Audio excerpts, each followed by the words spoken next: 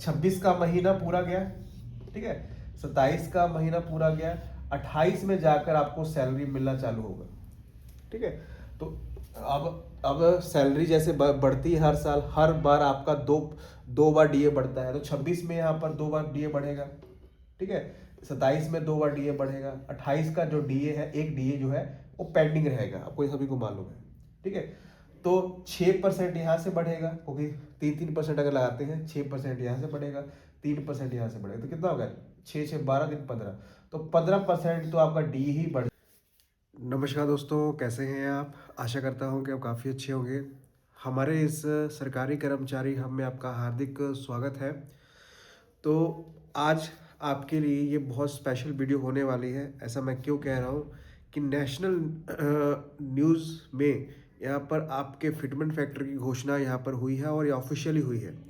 और जब ये अनाउंसमेंट हुई, ये बात साबित हो गई कि हाँ बिल्कुल यही फिटमेंट फैक्टर यहाँ पर आपको मिलने वाला है 8वें वेतन आयोग में, ठीक है। तो तीन फिटमेंट फैक्टर यहाँ पर बताए गए हैं, उसमें लास्ट वाला जो फिटमेंट फैक्टर है वो यहाँ पर ऑफिशियली अनाउंस हुआ है, उसके बारे में बताऊँगा, ठीक है। आपकी बातें यहाँ पर रखी जाएंगी क्योंकि आपने भी बहुत सारे कमेंट्स किए थे, ठीक है। पूरी खबर बताएंगे। अगर चैनल पे आप नए हैं, चैनल को आप ज़रूर सब्सक्राइब कर लें, साथ में आप घंटी का निशान दबा दें ताकि आने वाले वीडियो की नोटिफिकेशन आपको मिल सके, उसका फ़ायदा सबसे पहले आप ले पाएँ। तो ये वीडियो लास्ट तक जरूर देखिएगा क्योंकि लास्ट वाला जो फिटमेंट फैक्टर यहाँ पर अनाउंस हुआ है वो ऑफिशियल है और वही यहाँ पर होने वाला है क्योंकि नेशनल न्यूज़ में अनाउंस हुआ है। लास्ट वाली जरूर देखिएगा, ठीक है। तो यहाँ पर जैसे आपके कमेंट्स यहाँ पर आ रहे थे, जैसे मैंने कल वीडियो अपलोड की थी उसमें मैंने बताया था सब कुछ आपको प्रूफ के तौर पर बताया, लेकिन काफ़ी लोग कंफ्यूज थे कि ऐसा कैसे, कि क्योंकि फिटमेंट फैक्टर सबसे मेन है, फिटमेंट फैक्टर बढ़ेगा तो सैलरी बढ़ जाएगी, ठीक है। लेकिन यही यहाँ पर दिक्कत हो रही है, ठीक है। हम वीडियो को शुरू करेंगे, ठीक है। हम एक एक करके फिटमेंट फैक्टर बताएंगे, लास्ट वाले आप फिटमेंट फैक्टर जरूर देखिएगा। आपको सभी को मालूम है कि 7 सीपीसी में क्या हुआ था। 7 सीपीसी में आपको फिटमेंट फैक्टर जो है 2.57 मिला था, ठीक है। इससे केंद्रीय कर्मचारी बहुत ज़्यादा खुश थे, लेकिन उनके हाथ में जब सैलरी आई उनको मालूम चल गया कि ये तो सिर्फ 5 से 10 हज़ार की बढ़ोतरी हुई है, क्योंकि यहाँ पर जो सरकार की तरफ से इंक्रीमेंट था 14.3 दिया गया था, सिर्फ यही यहाँ पर खेल हो गया था, ठीक है। यही डर यहाँ पर यूनियन को सता रहा है कि अगर मान लीजिए फिटमेंट फैक्टर 3 भी मिल जाता है या 2.86 भी मिल जाता है, अगर बढ़ोतरी अगर ज़्यादा नहीं हुई तो यहाँ पर उसका कोई फायदा नहीं होगा, ठीक है। तो यही यहाँ पर बात यहाँ पर हो रही है। इसी के कंफ्यूजन को दूर करने हम इस वीडियो को बना रहे हैं, इसको आप जरूर देखिएगा। आप सभी जानते हैं कि 31 और यहाँ पर 12/2025 के बाद आपका जितना वेतन होगा उस पर आपका फिटमेंट फैक्टर लगेगा, मतलब 8वां वेतन आयोग लगने वाला 1 जनवरी से, ठीक है। 1 जनवरी से आप सभी जानते हैं कि फिटमेंट फैक्टर जो आपका डीए है वो कितना है, 60%, ठीक है। हम आप पहले फिटमेंट फैक्टर की बात करने जा रहे हैं जो आपको लगता होगा कि ये होने वाला है, ठीक है।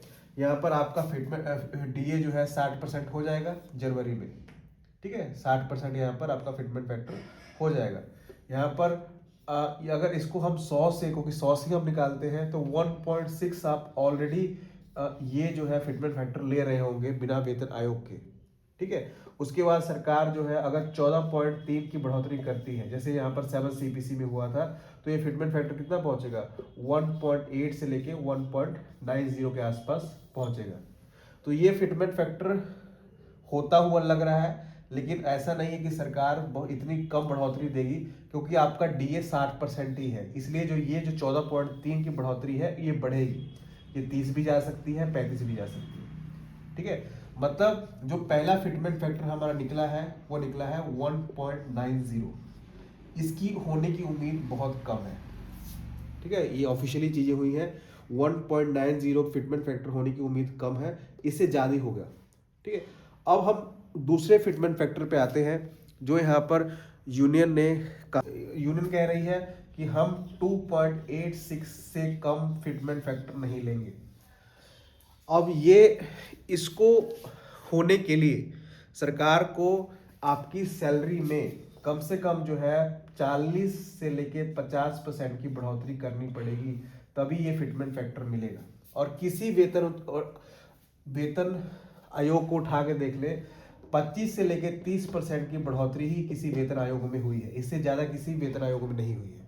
ठीक है, तो जो यूनियन कह रही है 2.86 होगा, ये बिल्कुल नहीं होगा, ये होने की उम्मीद नहीं है, क्योंकि इसके लिए सरकार को बहुत इंक्रीमेंट देना पड़ेगा और ये मुमकिन होता हुआ नहीं लग रहा है, क्योंकि आपका डीए ही 60% है, इस पे सारा डिपेंड है।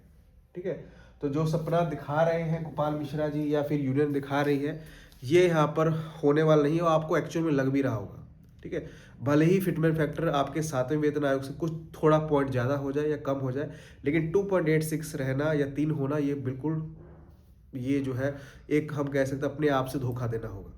ठीक है, अब आते हैं उस फिटमेंट फैक्टर की ओर जो यहाँ पर ऑफिशियली न्यूज़ में और यहाँ पर आपके लिए अनाउंस हुई है, इसको आप जरूर देखिएगा।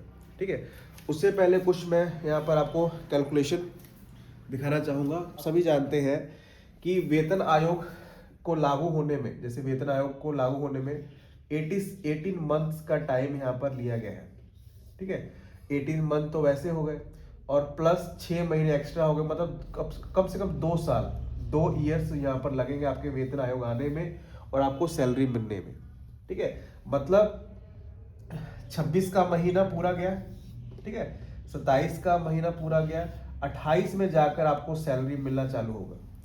ठीक है, तो अब सैलरी जैसे बढ़ती है हर साल, हर बार आपका दो बार डीए बढ़ता है, तो 26 में यहाँ पर 2 बार डीए बढ़ेगा। ठीक है, 27 में 2 बार डीए बढ़ेगा, 28 का जो डीए है, एक डीए जो है वो पेंडिंग रहेगा, आपको ये सभी को मालूम है। ठीक है, तो 6% यहाँ से बढ़ेगा, क्योंकि 3% अगर लगाते हैं, 6% यहाँ से बढ़ेगा, 3% यहाँ से बढ़ेगा, तो कितना होगा 6 12 दिन 15, तो 15% तो आपका डी ही बढ़ जाएगा आपको जब 28 में आपकी सैलरी बढ़ेगी, जब वेतन आयोग नहीं लागू होगा, तो 15% ये हो गया। उसके बाद एक इंक्रीमेंट यहाँ लगेगा, 26 में एक इंक्रीमेंट लगेगा, 27 में एक इंक्रीमेंट लगेगा, 28 का इंक्रीमेंट पेंडिंग होगा। ठीक है, तो 3% ये, 3% ये और 3% ये, मतलब 3 3 6 9 प्लस 9, तो कितना हो गया यहाँ पर 24% सैलरी आपकी ऑटोमेटिकली यहाँ पर बढ़ जाएगी जब आपका वेतन आयोग नहीं भी आएगा। मतलब आप ऑलरेडी जो है अगर इसको हम कैलकुलेट करें, ठीक है, क्योंकि ये टोटल 24% आपकी सैलरी ऑटोमेटिकली बढ़ जाएगी उस टाइम जो है, तो ऑलरेडी आप 1.86 या 1.86 के फिटमेंट फैक्टर पे ऑलरेडी यहाँ पर बैठे होंगे उस टाइम। कब? यहाँ पर 28 में, जब वेतन आयोग नहीं आएगा। अब इसमें अगर सरकार यहाँ पर जो अनाउंस हुआ है, जो ऑफिशियली यहाँ पर मंजीत जी ने कहा है कि सरकार अगर कम से कम 15%, इससे कम तो नहीं होगा क्योंकि 14.3 तो यहाँ पर 7वें वेतन आयोग में था, इससे कम तो नहीं होने वाला है, तो उन्होंने 15 माना, तो मतलब 2.10 या 2.15 इतना फिटमेंट फैक्टर, मतलब एक तीसरा फिटमेंट फैक्टर निकल रहा है 2.10, ठीक है, या 2.01, इतना फिटमेंट फैक्टर रहने की पूरी उम्मीद है, क्योंकि सरकार के पास करने को नहीं है, पैसा नहीं है, या फिर जो भी हम कहें, सरकार डीए 60% है तभी यहाँ पर 15% की बढ़ोतरी देना चाहती है।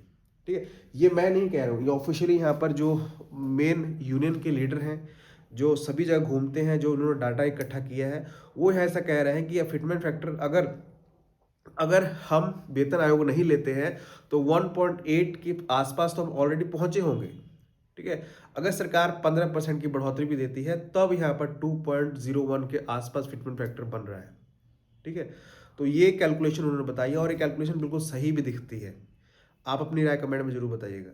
ठीक है, तो इसी से ये साबित होता है कि भले ही आपकी सैलरी, हाँ ये डिपेंड करेगा कि सरकार जो है इंक्रीमेंट कितना देती है। अगर मान लीजिए यही जो है 1.80 है, ठीक है, सरकार अगर यहाँ पर 35% की बढ़ोतरी देती है तो अप्रॉक्स जो है 2.40 या 2.50 के आसपास फिटमेंट फैक्टर बनेगा, और ये सबसे अच्छा फिटमेंट फैक्टर कहा जाएगा।